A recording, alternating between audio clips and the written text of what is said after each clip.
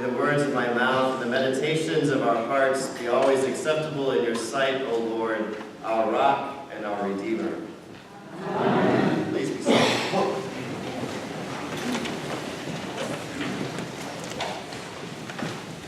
This last weekend before an election, I always sort of transported back to the year that I was 20. I couldn't figure out what I wanted to do when I grew up. I had sort of mostly dropped out of college. I'd spent the summer working the breakfast shift at McDonald's. Knew I didn't want to do that anymore. A friend of mine had got a job as a field organizer for one of the political parties, and she needed a deputy and wondered if I wanted the job. And I had always thought politics was sort of exciting and interesting, and so I said, sure. I don't know what I thought the job was going to be like, but I have to tell you it was absolutely the most boring, difficult job I've ever done. I've never worked so hard, so many hours, for so little money doing work I really didn't like doing. In the morning, we'd make countless phone calls to party faithful, trying to get them to volunteer to do various things or to show up for rallies.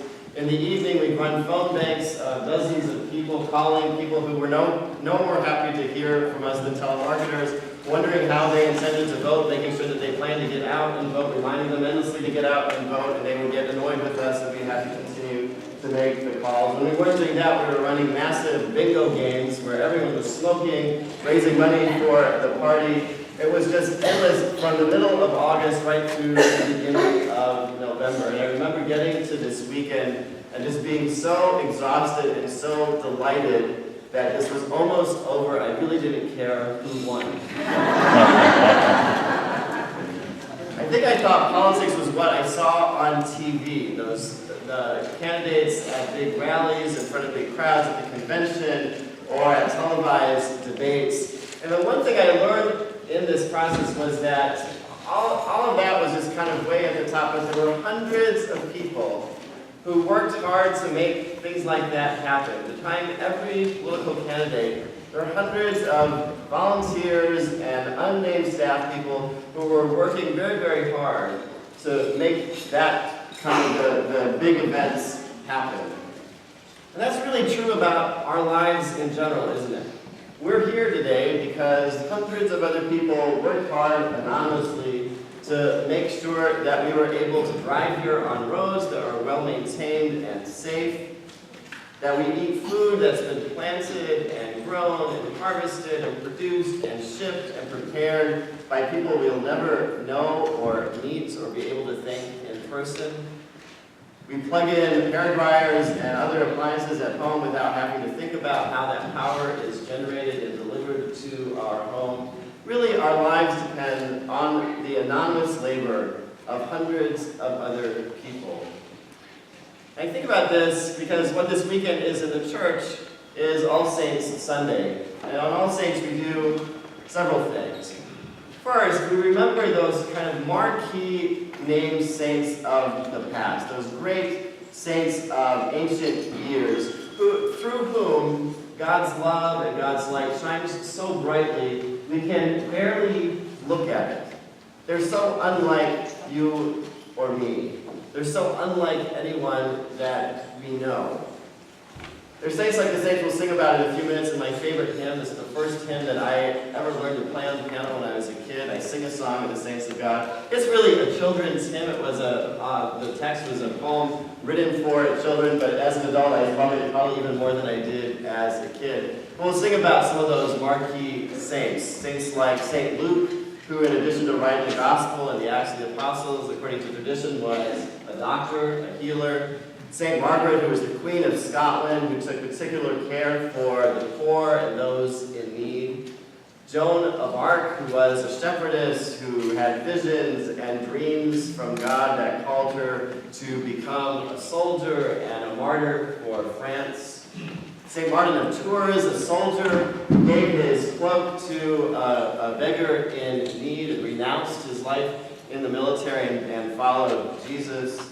John Donne, a priest and a poet who led the church.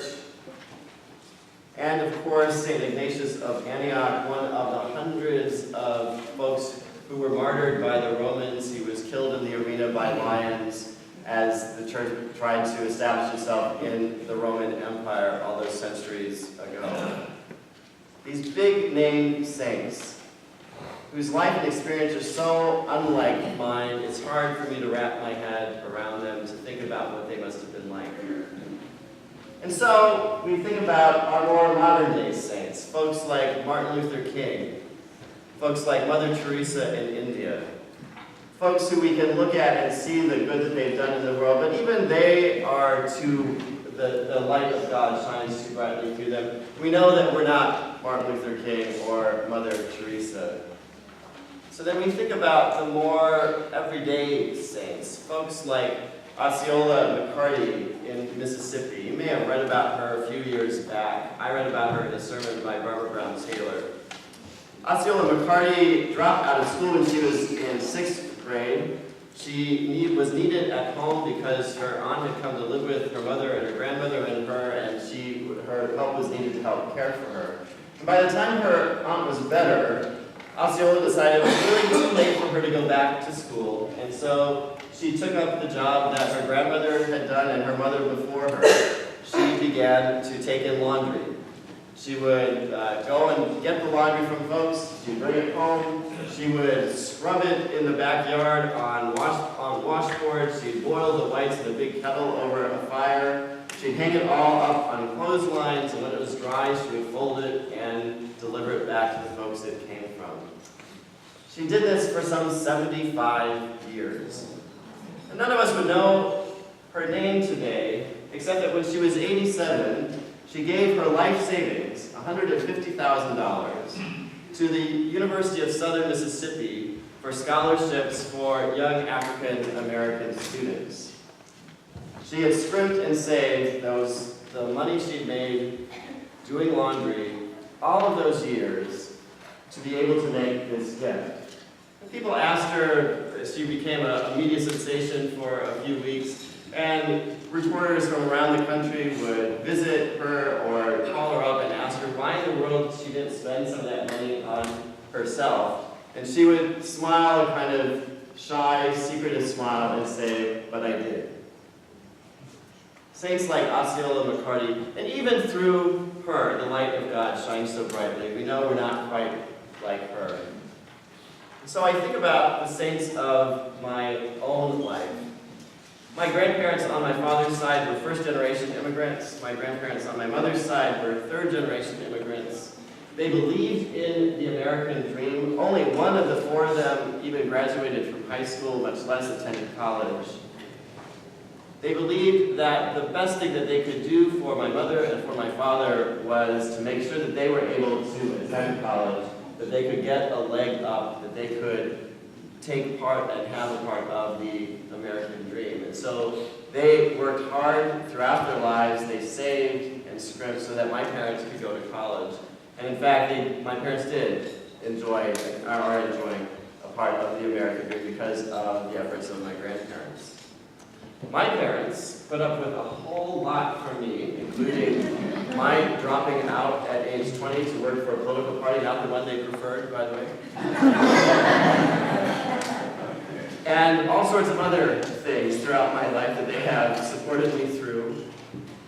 I'm here today because they did not give up on me. I'm here today because I had mentors over the years who gave me second and third and fourth and 50th chances, who saw something in me that they thought was worth sticking by me, even when I was doing my best to kind of mess up my life in all sorts of creative and new ways. I'm here today because of friends that I've had who stuck by me in thick and thin, even when I wasn't being a very good friend to them.